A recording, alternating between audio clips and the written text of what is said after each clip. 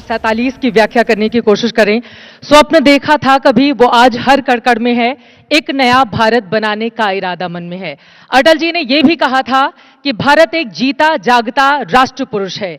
यह अर्पण की भूमि है, तर्पण की भूमि है, ज्ञानियों की भूमि है।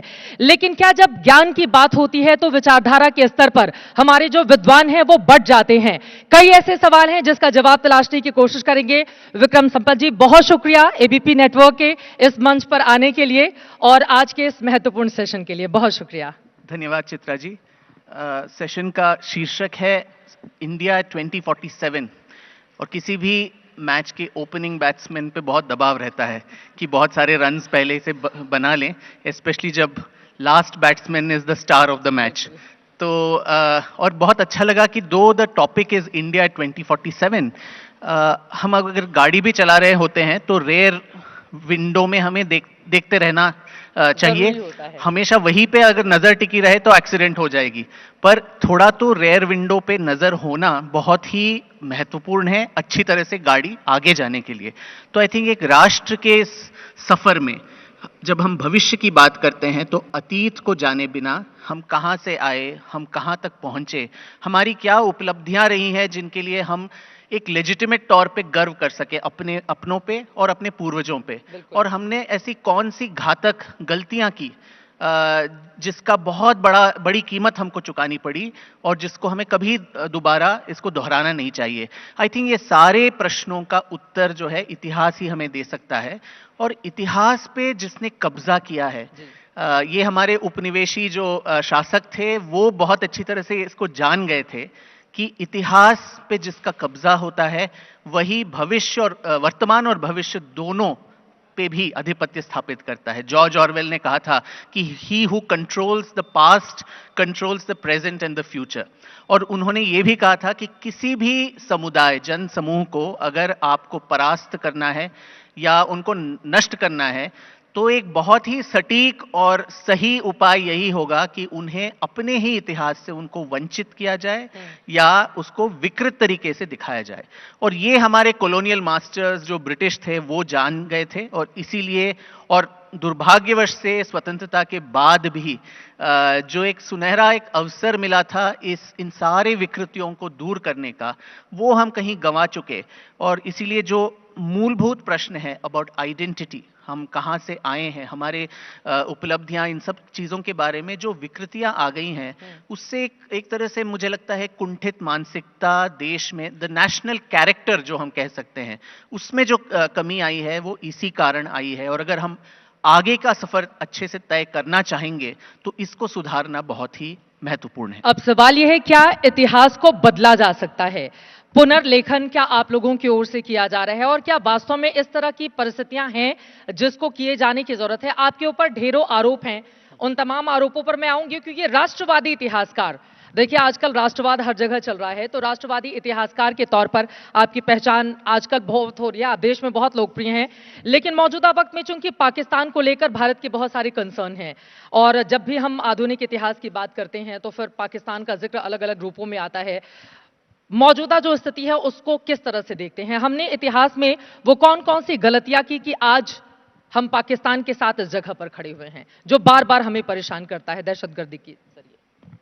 देखिए, ये एक मानसिकता भी है जो सिर्फ आज की नहीं है, कि एक समूह है, हम एक ऐसे सभ्यता से आते हैं जहां हमें समझाया जाता है कि एकम सत्य विप्राह बहुधा वदंती, एक सत्य है, उस सत्य तक पहुंचने के अलग अलग रास्ते हैं और हर रास्ता जो है जायज है, कि कोई एक रास्ता दूसरे रास्ते से अधिक महान नहीं है। अगर आपसे कुछ भिन्न मत है मेरा, तो वाद विवाद और चर्चा के द्वारा मैं आपको अपने मत तक आपका मत चेंज कर सकता हूं, पर बलपूर्वक या हिंसा के बल पे मैं आपको अपनी तरफ नहीं लेके आ सकता। यही है आप इतिहास में देख लीजिए, शंकराचार्य जी जो 3 बार दिग्विजय यात्रा में गए और अलग अलग जगहों में जिन जिन लोगों के साथ उन्होंने चर्चा की, मंडन मिश्रा वगैरह, वो वाद विवाद से उन्होंने अपना पक्ष रखा। पर इसके बिल्कुल विपरीत जो सनातन सभ्यताएं भारत में उपजी, उसके बिल्कुल विपरीत कुछ ऐसी मनोभावनाएं हैं जो बोलती हैं कि माई वे और द हाईवे, मेरा ही रास्ता सही है, जो मेरा रास्ता नहीं मानता है वो उसको अलग अलग उपाधियां दी जाती हैं, इन्फिडेल्स, पेगन्स, काफिर, और इन लोगों के साथ जिस तरह का बर्ताव करना है, उनका धर्मांतरण जबरन करना है या फिर प्रलोभन देके करना है, उनके जो पूजा स्थल है उनको गिराने हैं, ये कोई मध्यकालीन विचारधारा नहीं है चित्रा जी। हम पूरे विश्व ने देखा कि बामियान बुद्धास को किस तरह लाइव टेलीविजन पे उनका खंडन किया गया। तो ये जो मनोभावना है वो कोई मध्यकालीन नहीं है। आज जो पाकिस्तान में हो रहा है या बांग्लादेश में जो हो रहा है, वहां दोनों जगहों पे जो अल्पसंख्यकों की, खासकर हिंदुओं की जो जनसंख्या वहां पे गिरी है, उसका क्या कारण है? तो वो भी हमको, we have to address that bull in the room, the elephant in the room squarely. उसको गोल मटोल करके यहाँ वहाँ being politically correct doesn't always help.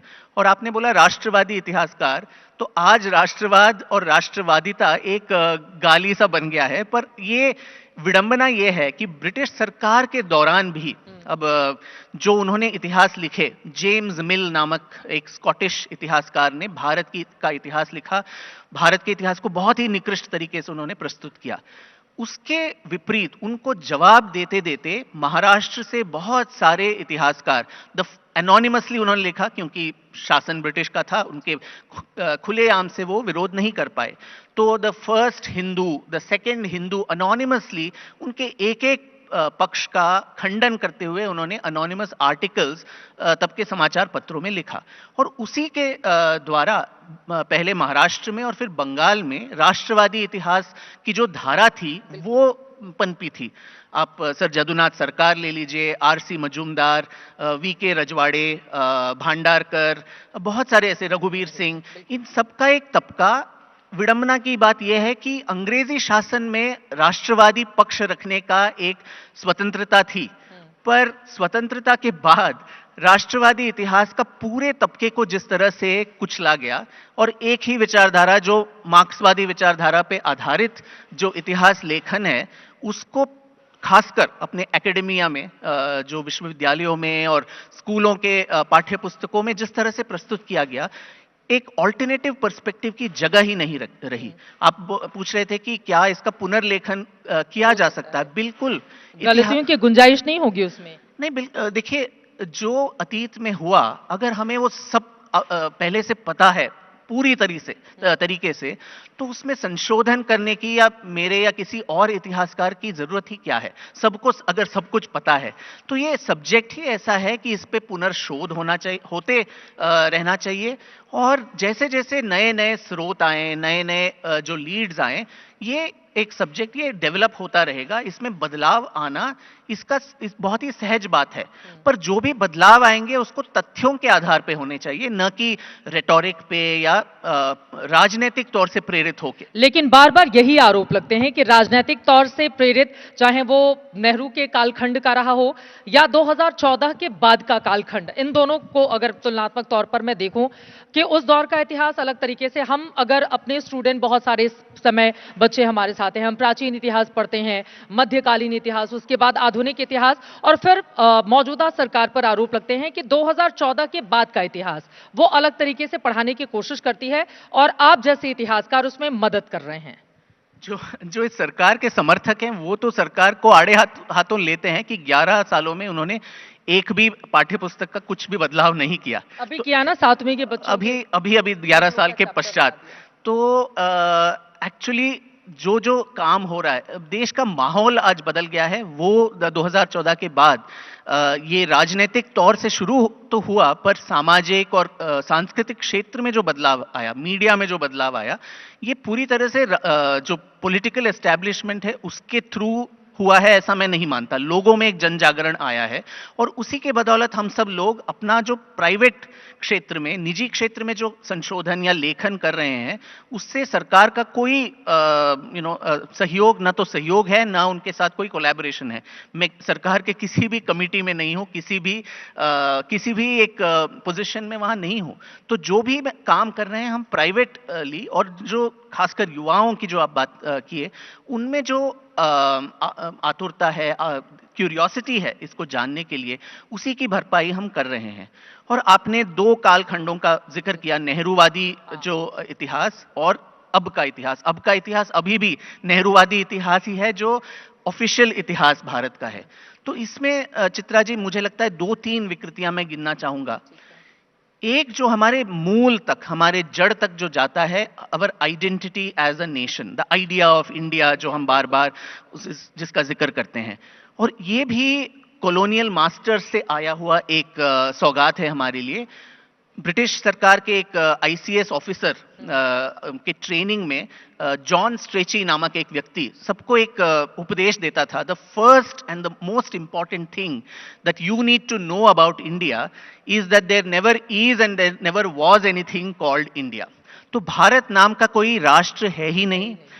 अंग्रेजों के आने के बाद इसको एकीकृत किया गया, हमने आपको एजुकेशन दिया, रेलवेज दिया, ये एक घुट्टी हमें पिला दी गई। और हैंड ऑन हार्ट बहुत सारे जो शिक्षित वर्ग हैं वो भी कहीं ना कहीं इस मानसिकता से आज भी ग्रस्त हैं कि हम तो एक दूसरे के साथ लड़ाई कर रहे थे, एक रजवाड़ा दूसरे रजवाड़े के साथ। ब्रिटिश के आने के बाद एक एकीकरण हमारा हुआ, हम लड़ाई तो कर रहे थे। देखिए, बॉर्डर्स बदलते रह सकते हैं। आंध्र प्रदेश जो था 15 साल पहले आज 2 हिस्सों में बंट गया है। तो बॉर्डर्स बदल सकते हैं, कानून बदल सकते हैं, पर क्या एक जो राष्ट्र है, आपने अटल जी का बोला कि एक राष्ट्र पुरुष हैं, तो ये जो राष्ट्र है, ये इसमें समानता, इस राष्ट्र के प्रति गौरव, प्रेम, आदर हजारों वर्षों से हमारे पूर्वज जो करते आ रहे हैं। विष्णु पुराण का जो श्लोक है कि उत्तरम यत् समुद्रस्य हिमाद्रश्चैव दक्षिणम वर्षतत् भारतम नाम भारतीयत्र संतति, उस वर्ष को या देश को जो हिमालय से नीचे और सागर से ऊपर है उसको हम भारत कहते हैं, और उसकी संतति भारतीय कहलाते हैं। इससे ज्यादा स्पष्ट एक उदाहरण कि हमें अपने बारे में जो कॉन्शियसनेस थी या नहीं, और क्या चाहिए। हम अपने पूजा के संकल्प भी जब करते हैं, जम्बू द्वीपे भारतवर्षे भरतखंडे, तो हम एक सेक्रेट ज्योग्राफी जो है उसको ऑलरेडी अपने आत्मसात कर रहे हैं। जीपीएस है वो हमारा, जीपीएस है हमारा कि हम कहां पे बैठे हैं। तो पहला विकृति ये है कि आप लोग एक राष्ट्र ही नहीं थे। तो ये हीन भावना जो आप में तब से भरी जाती है कि हमारे आने के बाद आपकी तो नियति ही है कि बाहर से आए हुए लोगों से आपका शासन हो। आपके सबसे पुराने जो आर्यंस थे वो भी बाहर से आए, संस्कृत बाहर से आया, ऋग्वेद बाहर से आया। आपकी हैसियत ही नहीं है कि आप अपने खुद पे शासन कर सके, कुछ भी कर सके। तो ये जो चीज आज भी हम में है, ये आई थिंक फ्यूचर जो भविष्य के प्रति हम जब अग्रसर होते हैं, इसमें एक बहुत बड़ा रोड़ा खड़ा तो कर सकता आजादी है। के बाद क्यों नहीं इस पर काम किया गया? आपने आरोप लगाया कि अगर हम मुगल कालीन वक्त छोड़ दें, अंग्रेजों का छोड़ दें, लेकिन आजादी के बाद खासतौर से संविधान लिखे जाने के बावजूद इस पर, इतिहास पर क्यों नहीं काम किया गया? देखिए, आजादी के बाद जिन लोगों ने खासकर इतिहास लेखन वगैरह में रुचि रखी, उनकी बहुत ही एक संकुचित एक विचारधारा और मानसिकता थी। लेफ्ट की विचारधारा पे आप यहाँ पर सीधा हमला कर रहे हैं। मैंने ऑलरेडी उनका नाम भी ले लिया कि मार्क्सवादी इतिहासकार। तो इसमें एक ढर्रा है कि ऐसे ही हम अपने इतिहास को देखेंगे।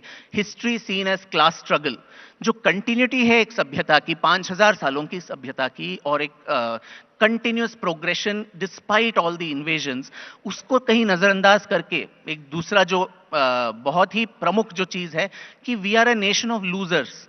हमें अपने पाठ्य पुस्तकों में आज भी जिन को अपने इतिहास के कोई भी पाठ्य पुस्तक जो लॉन्ग बैक हमने छोड़ दिए, वो अगर याद करें तो जो युद्ध हमें सिखाए जाते हैं वो एक के बाद एक ऐसे युद्ध हैं जो हम हारे हैं। एक भारत और भारतीयों के तौर पे आप याद कर लीजिए, अरब इन्वेजन ऑफ सिंध हो, तरैन की लड़ाई हो, पानीपत की लड़ाइयां हो, Anglo Mysore war, Anglo Maratha war, Anglo Sikh war, battle of Plassey, battle of Buxar, ये पूरी एक श्रृंखला एक ऐसी है जो लड़ाइयां हमने हारी हैं एक देश और एक सभ्यता के तौर पे। पर आज अगर एक सभ्यता, the only pre bronze age era civilization जो आज भी जीवित हैं, हमारी भाषाएं, हमारे पूजा पद्धति, हमारे खान पान, वेशभूषा, इतने सालों के, शताब्दियों के आक्रमणों के बाद भी अगर वो जीवित है, तो बेचारे हमारे पूर्वजों ने कुछ तो साहस दिखाया होगा, कुछ तो युद्ध हमने भी जीते होंगे। तो ये सारी चीजें हमको नहीं बताई जाती, इसी वजह से कि हम वही मानसिकता से ग्रस्त लेकिन रहे। लोग तो वही रहे। अगर एक भारत देश के तौर पर देखें तो लोग तो वही रहे, देश के ही लोग रहे, और उनकी ओर से ये काम नहीं किया गया, ये आपकी ओर से आरोप लगाए जा रहे हैं। लेकिन जब आपके इतिहास की बात होती है तो आप भी तो चुन चुनकर वो सब्जेक्ट लेकर आते हैं जो मौजूदा सरकार को सूट करता है। आप टीपू सुल्तान की मुखालफत करते हैं, आपने उन पर पुस्तक भी लिखी, हालांकि इसको लेकर आपको बहुत कुछ सहना भी पड़ा, आपके खिलाफ विरोध हो गया था। इसके अलावा वीर सावरकर, आप उनको वीर बताते हैं, लेकिन जब महात्मा गांधी को महात्मा बताने की बात आती है तो फिर आप अपनी जुबान पीछे कर लेते हैं। फिर उसके बाद आप ज्ञानवापी को लेकर आ जाते हैं, और फिर काशी विश्वनाथ मंदिर को लेकर आप तमाम प्रमाण के साथ पुस्तक लिखने बैठ जाते हैं। तो आप तो वही काम कर रहे हैं ना जो मौजूदा सरकार को सूट कर रहा है। चित्रा जी, इतिहास एक ऐसा विषय है जो पक्ष हो विपक्ष हो, कोई ना कोई उस पे अतिक्रमण करता ही है। जो भी हम विषय लिखें, या तो सत्ता पक्ष के लोग या विपक्ष के लोग, उसका किसी ना किसी तरह से उपयोग, दुरुपयोग, सदुपयोग हर चीज कर सकते हैं। इसका ये मतलब नहीं कि हम किसी भी चीज पे लिखना ही बंद कर दें। मैंने इनफैक्ट किताब का टाइटल भी वीर सावरकर नहीं लिखा, उसको बस सावरकर लिखा है। तो ये जो नायक खलनायक हम खलनायक बनाम नायक करते हैं, ये सिर्फ आई थिंक के पॉपुलर डिस्कोर्स, मीडिया, चर्चा, इसमें होता है। इतिहास इससे भी ज्यादा नुआंस्ड है। तो मेरी सारे पुस्तकों में जो आपने बखान किया, मैंने दोनों पक्ष रखे हैं। टीपू सुल्तान के कुछ गुण भी थे, अच्छी चीजें भी उन्होंने की, पर बहुत सारी चीजें ऐसी थी जो घातक थी, जिनका आज भी इंटरजेनरेशनल ट्रॉमा है लोगों के मन में। मैं जिस राज्य से आता हूं, कर्नाटका में, तो दोनों पक्षों को रखने का काम एक इतिहासकार करता है। इतिहास जो संस्कृत का शब्द है, इसकी एक्चुअल अगर अनुवाद करें तो ये ऐसे हुआ था, इट दस हैपेंड। तो एक इतिहासकार का काम एक जज, जूरी, प्रोसिक्यूशनर करना नहीं है। जो आर्काइव्स हैं, जो डॉक्यूमेंट्स हैं, उनको साझा करना है, उनको लोगों तक पहुंचाना है, और लोग जो हैं वो अपना निर्णय बना ले। मैंने अपने सावरकर के किताब में भी उन्होंने जो तथाकथित याचिकाएं, जिनको माफीनामा कहते हैं, सातों जो याचिकाएं हैं, उनको अपेंडिक्स में डाल दिया है। पर उनको एक कॉन्टेक्स्ट में उनको एनालाइज करना है, जो मैंने किया है। वो सब पढ़ने के बाद अगर कोई पाठक अभी भी समझे कि वो एक माफी वीर थे, या कायर थे, या अंग्रेजों के पिट्ठू थे, तो वो उनकी स्वतंत्रता है, उनकी बौद्धिक स्वतंत्रता है। मैं किसी को जबरन, या जो मैंने पहले ही कहा, जबरदस्ती से किसी को अपने विचार की ओर लाना भारतीय सभ्यता का काम है ही नहीं। लेकिन सावरकर क्या थे? वीर थे, या जो दूसरा पक्ष उनके ऊपर आरोप लगाता है कि उन्होंने माफी मांगी, वो कायर थे? क्या थे सावरकर? देखिए, वो ऐसे व्यक्ति थे जिन्होंने देश का सबसे पहला सीक्रेट सोसाइटी, जो गुप्त संस्थाएं थी, जो इटली के मज्जीनी और गैरीबॉल्डी, इनसे प्रेरित होके अभिनव भारत नाम का देश का सबसे पहला सीक्रेट सोसाइटी, जो 1900 ईस्वी में, जब कांग्रेस अभी भी अपनी जड़ें जमाने में शुरू हुआ था, तब उन्होंने शुरू किया था। और 5 साल जब लंदन में थे, तब उन्होंने वहां क्रांतिकारी तबके का जो कमान अपने हाथों में संभाला। बहुत सारे लोग, श्यामजी कृष्ण वर्मा, मैडम भीकाजी कामा, मदन लाल ढींगरा, वीवीएस अय्यर, एमपीटी आचार्य, इन सब के साथ मिलके भारत के लिए संपूर्ण स्वतंत्रता की जो मुहिम छेड़ी थी, वो सावरकर ने की थी। जो सबसे पहले अंग्रेजी जो कपड़े हैं, उसका होलिका दहन भी 1905 में उन्होंने फर्ग्यूसन कॉलेज के छात्र के रूप में पुणे में किया था। जबकि हम सोचते हैं कि गांधी और जो बॉयकॉट ऑफ फॉरेन गुड्स, वो चित्र, इट गेट्स कोरिलेटेड। तो ये एक ऐसे व्यक्ति थे जिनको सबसे ज्यादा काला पानी की सजा हुई, 50 साल का, 2 लाइफ ट्रांसपोर्टेशन 25-25 साल का, और वहां जिस तरह की अमानवीय यातनाएं उन्होंने सही। तो ये एक ऐसे व्यक्ति पे आज जो इतना सारा काम देश के लिए किया है, जिसने खुद बलिदान दिए हैं, उनके पूरे परिवार ने दिया था, उनकी जो बीवी थी या उनकी सिस्टर इन लॉ थी, सारे लोगों ने। तो उन पे इस तरह का लांछन, एक एयर कंडीशन कमरे में बैठ के सर्टिफिकेट्स बांटना कि ये पेट्रियोटिक था, ये नहीं था, ये मुझे लगता है गलत है। और इसमें भी जो विचार की जो लड़ाई है, वो तब से थी चित्रा जी, आज की बात नहीं है। कि स्वतंत्रता हासिल करने के 2 अलग रास्ते, एक जो हमें हमेशा बोला गया है कि दे दी हमें आजादी बिना खड्ग बिना ढाल, साबरमती के संत तूने कर दिया कमाल। जो अहिंसात्मक तरीके से एक लड़ाई हुई, वो एक चीज है जो हमें पता है। गांधी जी से क्या दिक्कत है आपको? पर 1857 से हाँ। लेके 1946 तक सशस्त्र क्रांति की जो अविरल धारा बहती रही, इसमें हजारों लोग जो युवा थे, जिन्होंने जो शहीद हुए, ये कभी भी ये स्टॉप नहीं हुआ, ये कंटिन्यूसली चलता ही रहा। और शायद उसी के वजह से शायद 1946 को आज भी हम नेवल म्यूटिनी ऑफ बॉम्बे कहते हैं, जबकि वो लास्ट वॉर ऑफ इंडिपेंडेंस होना चाहिए था, क्योंकि उसके एक हफ्ते बाद कैबिनेट मिशन प्लान आता है देश को स्वतंत्र करने के लिए। तो स्वतंत्रता संग्राम का भी पुनर्आंकलन तथ्यों के आधार पे, न कि रेटोरिक, न कि राजनीति के आधार पे, और इसमें अलग अलग जो प्लेयर्स थे, गांधी हो, नेहरू हो, सावरकर हो, जिन्ना हो, पटेल हो, इन सब का पुनर्आंकलन करना आई थिंक ये बहुत महत्वपूर्ण बन जाता है, क्योंकि उसी से ये जो आइडिया ऑफ इंडिया का आविर्भाव हुआ, उसका हम आंकलन उससे कर सकते हैं। मतलब आप ये कह रहे हैं कि इतिहास में हमारे बहुत सारे ऐसे नायक रहे जिनको वो दर्जा नहीं मिला जैसा कि महात्मा गांधी, पंडित नेहरू को दिया गया। जी, अब देखिए 2015 में आई थिंक भगत सिंह के जो घर के लोग थे, उन्होंने आपत्ति जताई थी तब की मंत्री श्रीमती स्मृति ईरानी से, कि आज भी दिल्ली यूनिवर्सिटी के पाठ्य पुस्तकों में उनके जो पूर्वज हैं, भगत सिंह हो, सुखदेव, राजगुरु, बाघा जतिन, इनको रेवोल्यूशनरी टेररिस्ट, आतंकवादी का नाम पाठ्य पुस्तक में है। आज का बच्चा, जो अभी आपने बोला कश्मीर में अभी जो हुआ पहलगाम में, टेररिस्ट या आतंकवादी का क्या चित्र है उसके मन में, और आप भगत सिंह को उसी से अगर इक्वेट कर रहे हैं, तो आप सोचिए उनके परिवार के लोगों पे और देश के जनमानस पे क्या बीतती होगी। तो ये एक चीज की, एक ही तबका था जिसने पूरा स्वतंत्रता के संग्राम लड़ा था, और संसद में भी ये बात आई थी जब आई थिंक पिछली लोकसभा में खड़गे साहब ने बोला था कि आपके कुत्तों ने भी इसमें स्वतंत्रता संग्राम में भाग नहीं लिया। एक ही तबका है, एक ही विचारधारा है जिसने स्वतंत्रता के लिए लड़ाई लड़ी, और इसीलिए देश पे शासन करने का भी उत्तरदायित्व या उत्तराधिकारिता उन्हीं को आती है। दरअसल राहुल गांधी और उनकी पार्टी की ओर से आरएसएस को लेकर कि 1925 में आपका गठन तो हो गया, लेकिन जब देश की आजादी की लड़ाई लड़ी जा रही थी तो फिर आप लोग उस समय नहीं थे, और आरोप लगते हैं कि आप लोगों ने दूसरे पक्ष का साथ दिया था। आप लोग, मैं आरएसएस का भाग हूं ही नहीं, न कि बीजेपी का भाग हूं। देखिए, आरएसएस तब एक सामाजिक और सांस्कृतिक संस्था थी और अभी भी है। तो हर संस्था को देश के आजादी में लड़ाई में भाग लेना है ऐसी जरूरत तो है नहीं। उसके बावजूद अगर मेरी जो किताब है सावरकर पे, इसके दूसरे खंड में आप देखें तो जो ब्रिटिश इंटेलिजेंस के डॉक्यूमेंट्स हैं, ब्रिटिश खुद लिख रहे हैं कि जो आरएसएस है इस पे हम बिल्कुल विश्वास नहीं कर सकते, क्योंकि ये सामने से तो बहुत अच्छे से बात करते हैं, पर इनके मन में हमारे सरकार के प्रति इतनी नफरत है, और ये सरकार हो, सेना हो, इसमें इतने इन्फिल्ट्रेट कर चुके हैं कि अंदर से बगावत करने की कोशिश कर रहे हैं। ये ब्रिटिश इंटेलिजेंस के रिपोर्ट्स हैं, आप देख सकते हैं, नेशनल आर्काइव्स ऑफ इंडिया में मिलेंगे आपको।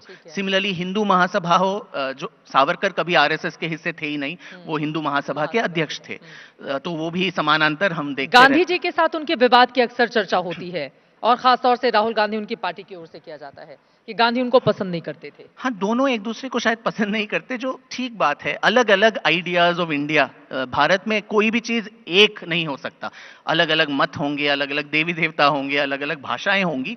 इसी तरह दो ऑलमोस्ट समानांतर जो विचारधाराएं हैं, आज भी आप संसद में शायद उन दोनों के तैल चित्र जो हैं एक ऑपोजिट टू ईच अदर लगाए गए हैं।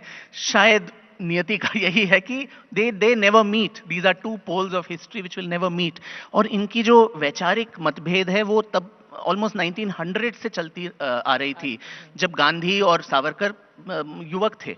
तो एक बार वो इंडिया हाउस लंदन में मिलते हैं, जहां दशहरे के मौके पे बहुत सारे लोगों का, राष्ट्रवादी लोगों का भाषण वहां हो रहा था। तो गांधी भी उसमें शिरकत लेते हैं और वो कहते हैं कि मैं राम राज्य की बात कर रहा हूं, मैं हिंसा के बारे में बात नहीं करूंगा, एक आइडियल नेशन क्या होना चाहिए उस पे मैं व्याख्यान करूंगा। उसके बिल्कुल बाद सावरकर मंच पे आते हैं और वो कहते हैं कि देखिए, राम राज्य को भी हासिल करने के लिए राम को जाके रावण से लड़ाई लड़नी पड़ी। खून खराबा हुआ, उसको मार डाला, उसके बाद ही सीता उनके हाथ में आई।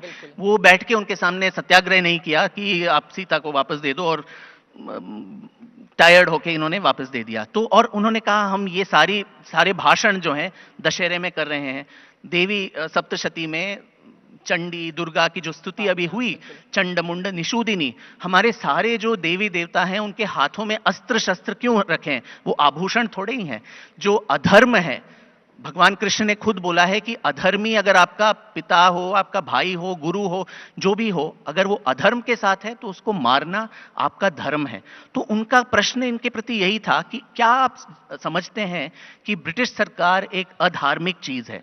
अगर है तो उसको निकालने के लिए कोई भी रास्ता, और हिंसा का रास्ता भी जो है वो हमारे धार्मिक पैमाने पे वो सही बैठता है। तो आई थिंक जो वैचारिक मतभेद था वो वहां से शुरू हुआ, और फिर ऑफ कोर्स बाद में जब गांधी ने खिलाफत आंदोलन शुरू किया, सावरकर को लगा कि ये इस्लामिक तुष्टीकरण, मुस्लिम अपीजमेंट का एक स्टेप था जो देश के विभाजन के लिए एक ऑलमोस्ट बीज बोए गए। तो आई थिंक इन दोनों विषयों पे उन पे काफी मतभेद था, और होना चाहिए सब लोग एक ही रास्ते पे अगर चलें तो ये कैसा एक डेमोक्रेसी है जहां मतभेद नहीं होंगे, वाद विवाद चर्चाएं नहीं होंगी। बिल्कुल, और वो होना बहुत जरूरी है। आपने कहा कि जो नेहरू गांधी परिवार रहा, उसने समय के हिसाब से अपने हित में या अपने लोगों को लेकर एक तरीके से इतिहास की लेखनी लिखवाई। मौजूदा वक्त में बीजेपी की ओर से आरोप लगाए जाते हैं बाबा साहब आंबेडकर के साथ कांग्रेस पार्टी ने न्याय नहीं किया। उनको किस तरह से आप अपने शब्दों में बताएंगे? देखिए क्या वहां भी ये सच है? बिल्कुल, अंबेडकर साहब खुद ने कहा कि उन स्वतंत्रता के बाद भी उनको जिस तरह से मंत्रिमंडल में भी उन पे बहुत सारे कठिनाइयां उनको झेलनी पड़ी, और बाद में उन्होंने इस्तीफा भी दिया। उनके जब चुनाव लड़ा गया तो उनके खिलाफ भी लोगों ने, कांग्रेस के लोगों ने ही वो खड़े हुए चुनाव में। और अंबेडकर साहब खुद पार्लियामेंट में कहते थे कि उनका कथन है कि जो संविधान मैंने बनाया है, जो फर्स्ट अमेंडमेंट हुआ उसमें, ये तो पूरी तरह से संविधान का जो स्पिरिट है वो बदल गया है। मैं खुद इस संविधान को जला देना चाहता हूं। ये उनके खुद के वक्तव्य हैं देश के संसद में खड़े होके। तो देश बना भी नहीं था, संविधान आया ही नहीं था, तभी उसमें संशोधन जो हो गए थे उस पे खुद संविधान के निर्माता, उनको किस तरह के आपत्तियां थी वो जाहिर है। और अंबेडकर जी का वो बहुत एक फेमस एक स्पीच है बीबीसी को, जो यूट्यूब में भी आई थिंक अवेलेबल है। उसमें कहते हैं कि वो गांधी को महात्मा नहीं मानते, और बहुत सारे वैचारिक मतभेद उन दोनों में थे, और he was just a blip in the history of the country. अगर कांग्रेस उनका जन्मदिन वगैरह नहीं मनाता तो कोई उनको याद भी नहीं करेंगे, ऐसा अंबेडकर जी खुद अपनी वाणी में वो कह चुके हैं। तो वो ठीक है, उससे कोई वो गद्दार नहीं हो जाते, देशद्रोही नहीं हो जाते। किसी के साथ पक्ष या विपक्ष रखना और उस पे तथ्यों के आधार पे किसी से भिन्न मत रखना, आई थिंक ये बहुत ही एक सहज चीज होनी चाहिए एक डेमोक्रेसी में। और इसी वजह से हम दुनिया के सबसे बड़े लोकतंत्र के तौर पर आज भी जीवंत और मजबूत हो रहे हैं। समय खत्म हो गया है, आखिरी के एक सवाल मैं आपसे ले लेती हूं। अगर 5 इतिहासकारों को आपको हटाना पड़े जिन्होंने गलत तरीके से व्याख्या किया और देश को दिग्भ्रमित करने का काम किया, तो वो कौन से लोग होंगे? और इतिहास की चैप्टर से अगर आपको कुछ पन्ने हटाने पड़े तो सरकार को क्या सलाह देंगे? क्योंकि आजकल बहुत सारे पन्ने वो इतिहास की किताबों से हटाने की कोशिश में लगी हुई है। देखिए, मैं इस पक्ष में बिल्कुल नहीं हूं किसी को हटाना है। लोगों को हटाना, किताबों को जलाना, ये सब भारतीय सभ्यता के बिल्कुल पक्ष में नहीं है। जो युवक हैं, जो बाकी लोग हैं, पाठक हैं, सबके किताबें पढ़ें, और उनको खुद उनके इंटेलिजेंस पे भी हमको थोड़ा तो विश्वास रखना चाहिए कि वो खुद अपनी तरफ से अपना मन बनाए कि कौन सा सही है, कौन सा गलत है। लेकिन एक देश का 2 इतिहास कैसे हो सकता है? हो सकता है चित्रा जी। इतिहास जो है, हम जब बच्चे थे, एक अंग्रेजी का एक कविता हम पढ़ते थे कि blind man and the elephant. तो एक हाथी आता है एक कमरे में, 4 जो अंधे हैं उनको बोला जाता है कि आप इस हाथी को छू के बताइए कि हाथी कैसा है। एक अंधा जो है उसका सूंड पकड़ लेता है और बोलता है हाथी ऐसा है, लंबा है। एक उसका दांत पकड़ के बोलता है हाथी बहुत नुकीला है, जो एक उसका टेल जो है वो पकड़ के बोलता है बहुत ही पतला है। तो सारे लोग अपने अपने व्याख्यान में सही थे, पर एक साथ गलत भी थे, क्योंकि हाथी जो है उन सब के जो डिस्क्रिप्शंस का एक सम ऑफ द पार्ट्स था। इतिहास वो हाथी है, और हम सारे इतिहासकार जो हैं ऐसे ही अंधे लोग हैं जो अपने अपनी क्षमता, अपनी अपनी जो डॉक्यूमेंट्स हैं हमारे हाथों में, वो छू छू के हम बोल रहे हैं कि ये सच है, ये सच है। तो किसी एक पक्ष को फाइनल अथॉरिटी नहीं होना चाहिए, इसीलिए इतिहास में अलग अलग ध्वनियां आना जरूरी है। इसीलिए मैं इस सरकार की हो या किसी सरकार, अभी आपने बोला 7वीं कक्षा में मुगलों का पूरा चैप्टर निकाल दिया, मैं इससे सहमत नहीं हूं बिल्कुल। हमें we can not wish away our past. जो हुआ है हमें अच्छा नहीं लगता इसलिए हम निकाल दें, ऐसा नहीं हो सकता। मैं अगर ये सच बात है तो ये गलत भी है कि ऐसा नहीं होना चाहिए। शायद 8वीं में वो आ जाए वो चैप्टर्स। लोगों को हर चीज, सही गलत, अच्छा बुरा, सब चीजें जाननी चाहिए। मुगल कौन है वो भी जानने हैं, और उन्होंने क्या क्या दुष्कृतियां की, क्या क्या कितने मंदिर तोड़े, औरंगजेब की क्या क्या अत्याचार थी, टीपू सुल्तान ने क्या क्या किया, ये भी जानना जरूरी है। उसको हटा देना, उस पर लेपापोती करना, ये इतिहास के साथ एक दूसरे तरह का छेड़छाड़ होगा जो नेहरूवादी इतिहासकार और मार्क्सवादी इतिहासकारों ने किया। चलिए, बहुत धन्यवाद। उम्मीद है कि इतिहास के साथ हमारे जो इतिहासकार हैं वो पूरी तरह से न्याय करें, क्योंकि इतिहास हमें बताता है हम कैसे थे, उससे हम सबक लेकर अपना वर्तमान गढ़ते हैं। और जिस 2047 की हम बात कर रहे हैं वो इतिहास ही आगे लेकर जाएगा, जब सबक सीखेंगे और फिर अपने भविष्य को उज्जवल करेंगे।